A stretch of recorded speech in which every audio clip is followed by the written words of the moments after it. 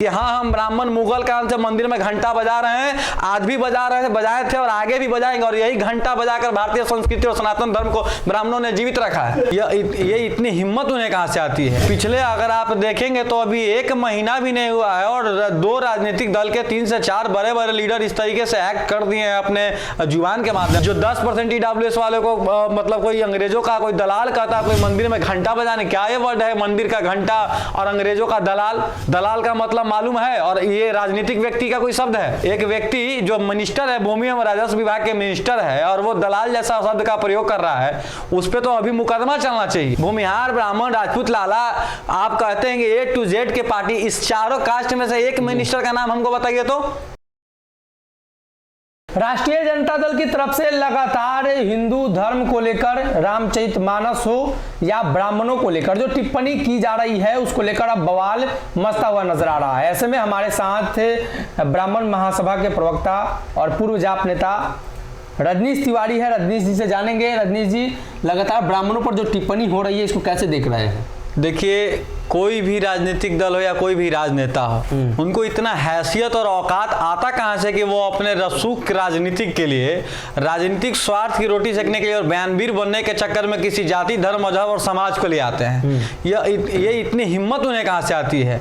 और कोई भी व्यक्ति जो एक जिम्मेदार पद पर बैठा हुआ है और वो व्यक्ति इस तरीके से कम्युनल वायलेंस फैलाता है, जातीय और धार्मिक उन्माद फैलाने का काम करता है, जिससे कहीं ना कहीं द्वेष, ईर्ष्या पैदा होगा। भविष्य में राइट्स की संभावना है। और 2 कम्युनिटी बैकवर्ड और कभी बैकवर्ड फॉरवर्ड कर रहे हैं, कभी इंटर रिलीजियस कर रहे हैं, कभी मतलब माने इस तरीके से राजनीतिक परिदृश्य को मोड़ रहे हैं वो लोग। इसका अंजाम नहीं जानते हैं वो कि आगे क्या हो सकता है। तो आपको लगता है कि ये लोग जातीय हिंसा फैलाने की कोशिश कर रहे हैं बिहार में? लगता क्या है, पिछले अगर आप देखेंगे तो अभी 1 महीना भी नहीं हुआ है और 2 राजनीतिक दल के 3 से 4 बड़े बड़े लीडर इस तरीके से एक्ट कर दिए हैं अपने जुबान के माध्यम से। कोई व्यक्ति कहता है कि करबला बना देंगे पूरे राष्ट्र स्तर पे।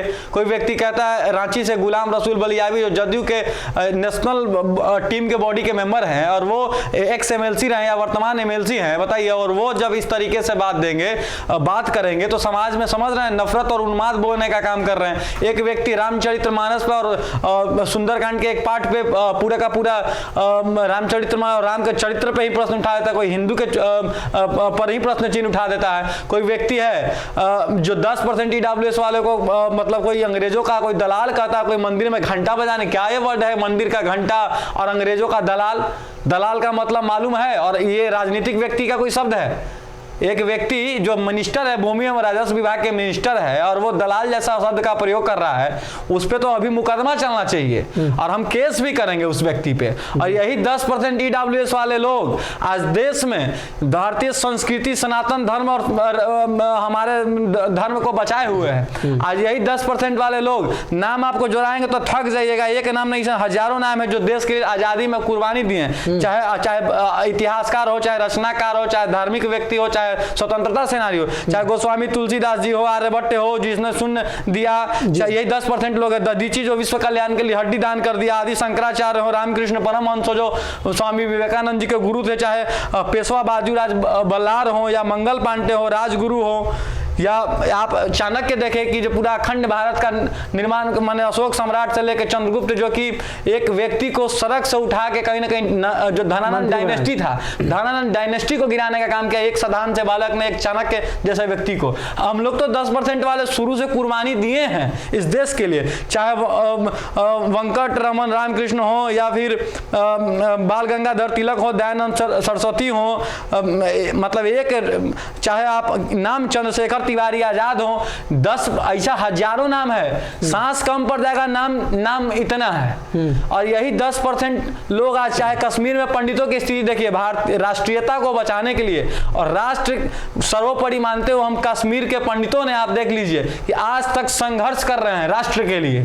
तो जितना हम लोगों ने संघर्ष किया है, जितना कुर्बानियां दी हैं, जितना खून बहा है हम लोगों का, जितना लहू, इन लोगों को आज जो बयानवीर बन रहे हैं, पहले इतिहास जानना चाहिए, समझना चाहिए, पढ़ना चाहिए। आपको कोई हक नहीं है। Article 19 freedom of speech and expression की बात करती है, लेकिन उस पर ब्रेकडाउन भी लगाया गया है। आप कुछ ऐसा चीज ना बोले जो जिम्मेदार व्यक्ति, अब कोई पढ़ा लिखा व्यक्ति ना हो, ना समझ हो, कोई संवैधानिक पद पे ना बैठा हो, कोई इंटेलेक्चुअल नहीं हो, और वो ऐसा बात बोले तो समझ में आता है चलो ठीक है। वोटों का पोलराइजेशन कराने के लिए तो इस तरह की भाषाई जो है बातें की जा सकती है ना। राष्ट्रीय जनता ये किसने कहा कि वोटों का पोलराइजेशन कराने के लिए आप इस तरीके का बातें कीजिएगा? किसी व्यक्ति का धार्मिक और जातिगत फ्रीडम को आप वायलेट कीजिएगा और किसी को गलियाइएगा और उसके बाद आप वोट पोलराइजेशन को उससे कनेक्ट कीजिएगा, ये किसने राइट दे दिया?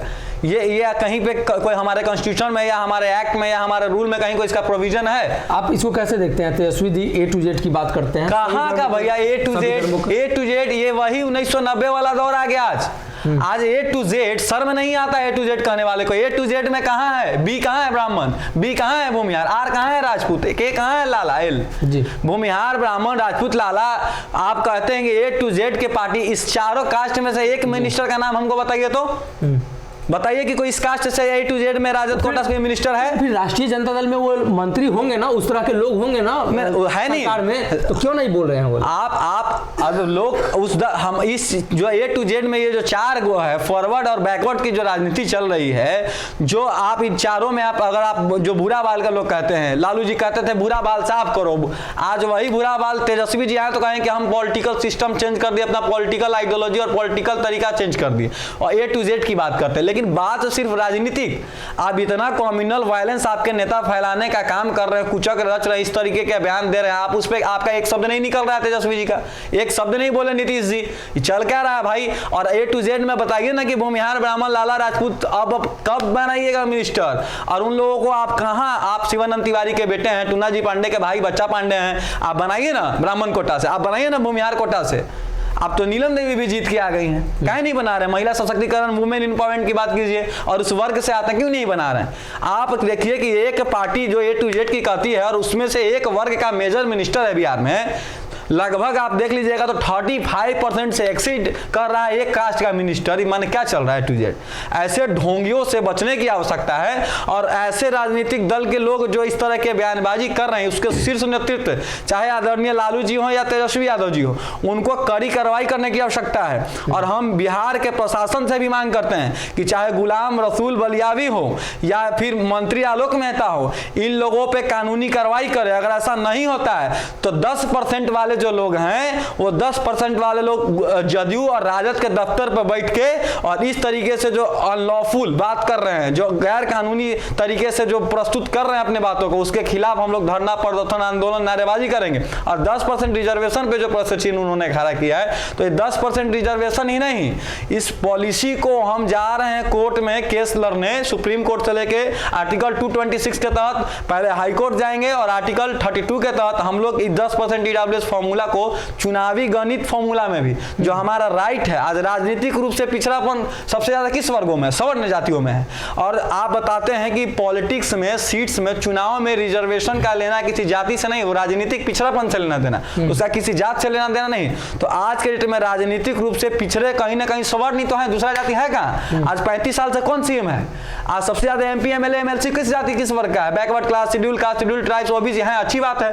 तो पिछड़ापन कौन? आज राजनीतिक रूप से सबसे पिछड़ा तो स्वर्ण है। जदयू ने इस मुद्दे का, आलोक मेहता की बातों का समर्थन नहीं किया है। जदयू का मानना है कि इस तरह के बयानों से द्वेष की भावना फैलेगी, सामाजिक सौहार्द बिगड़ेगा।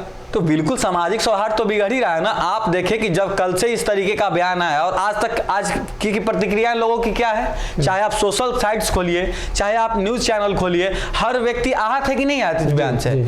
और जदयू अगर कह रही है तो जदयू को तो गठबंधन से अलग हो जाना चाहिए। जब आपकी बातों का आप रामचरितमानस वाले बयान पे भी कहें और उसके बावजूद भी मंत्री ने अभी तक माफी नहीं मांगा, आप उसको अभी कैबिनेट से बाहर का रास्ता नहीं दिखाएं, तो आप सिर्फ मौखिक रूप से कहने की, इसका मतलब कहीं ना कहीं आप राजद के आगे कमजोर पड़ रहे हैं। आपकी आइडियोलॉजी, आप जो कहते हैं CCC, crime, communalism and corruption, इस तीनों से नीतीश जी समझौता नहीं करते हैं। तो आप ही के दल में गुलाम रसूल बलियावी हैं और आप ही के अलायंस में राजद में कोई व्यक्ति किसी भारत में धार्मिक स्वतंत्रता की आजादी आर्टिकल 25 से 28 तक हमको मिला हुआ है, और आप किसी जाति धर्म को गाली दीजिएगा, आप किसी के पवित्र ग्रंथ को जो कोडिफाइड है उसको आप उस पर आप पूरे ग्रंथ को गलत कहिएगा, ये राइट है किसी का? आप माने गॉड हो रहे हैं क्या?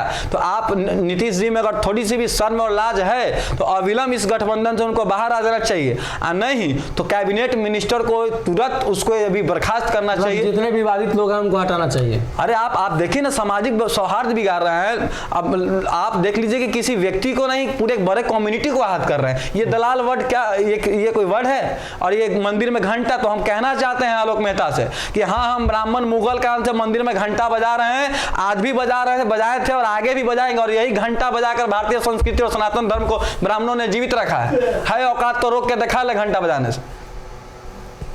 देखिए, स्पष्ट तौर पे इनका मानना है कि ब्राह्मणों के ऊपर जो टिप्पणी की गई है, आलोक मेहता ने जो टिप्पणी की, इसके पहले रामचरितमानस पर जो टिप्पणी हुई, कहीं ना कहीं ये सोची समझी साजिश है, आगरा पिछड़ा कराने की साजिश है।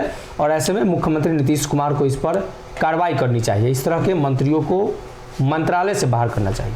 अगर ये वीडियो पसंद आई और वह बिहार के राजनीति और बिहारियत से सरोकार रखेनी तो सब्सक्राइब बटन दबा के चैनल के सब्सक्राइब कर ली। ओजे एगो घंटी बा, ओकरा बटन दबा देला से कुल सटीक और मारक खबर रुआ मुफ्त में मिल जाई। अगर रुआ पत्रकारिता के हमनी के नया प्रयोग में सहयोग कर चाहतानी तो ज्वाइन बटन दबा दी। पेटीएम नंबर नोट कर ली 9386